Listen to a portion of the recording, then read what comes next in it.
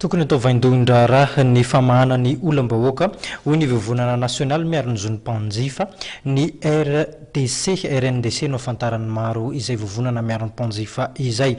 Raha ny fanazavana izay noentin'ny filohan'ity vovonana ity moa dia tokony hanana sosikevitra hoentina manoloana izay sosialim-bahoaka izay filoha hitantana ny tany sy ny firenena ivoaka aoriana ny valim-pifidianana. Iray amin'ireo olana goavana mampikaikaika ny maro amin'izao fotoana izao ny hofatrano.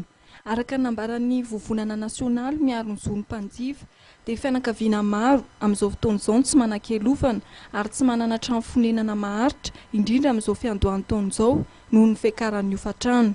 Ny fanarotan'ireo tompontrano mampiakatra ny hofatrano voalohany taona tahaka izao dia zavatra tokony asiana fandiniana misy fepetra misy tokony raisiny fanjakana amin'ny fampiakarana ny hofatrano dia misy lehibe misy tsy ara-drariny tsofo satria bezo ny olona lasa mitady trano satria imposen'le tompontrano amin'ny hofatrano. Zay zany zavatra tena mampalelo amin'izao fotoana izao ka izay hoe raisiny andraikitra ireo tokony andraiky fanjakana fa aza dia atao kabraraka loatra izao zany ny fiainam-bahoaka na dia voalohany taona azy. Be loatra ary tsy zakan'ny fahefan'ny malagasy araka nambaran'ny vovonana nasionaly miaro ny zon'ny mpanjifa ny tamin'ny fiakaran'ny hofatrano. 25% 25% zany atao fa trop zany. Trop zany satria fiakaran'ny vidim-piainana tsy ohatry zany akoriny fa trop zany tokony jereny fanjakana akaiky zavatra. Nitako ny tokony andraisan'ny fanjakana fepetra entitra momba ny fanofatrano ny mpiaro ny zon'ny mpanjifa. Io zany suivant arakaraka ny quartier. Ohatra zao iny amboko zao somary lafo fatrano satria akaiky ny université akaiky ny fianaran'ny ankizy. Fa raha ohatra ka amin'ny toerana sasany kosa misy izy atontona. Fa iny zany isan'ny tena manaraka be ny fatrano ny toerana amboko.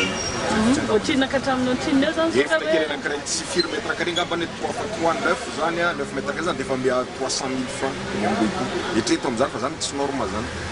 Tokony misy norma zany apetraka fanjakana ny hofatrano ohatra zao dia zao satria matetika eny ny tompontrano mangataka hoe aza deklarena any amin'ny fanjakana ny hofatrano satria amin'ilay fandoavana etra nefa mpanjifa nefa lerany koa ty dia izay hoe tokony asiana marimatraisana zany amin'io fanjakana tsy dia tokony hanana mafy be ny hetra-trano arainy amin'ny tompontrano ny tompontrano koa tsy dia naroatra ndraiky mpanofatrano.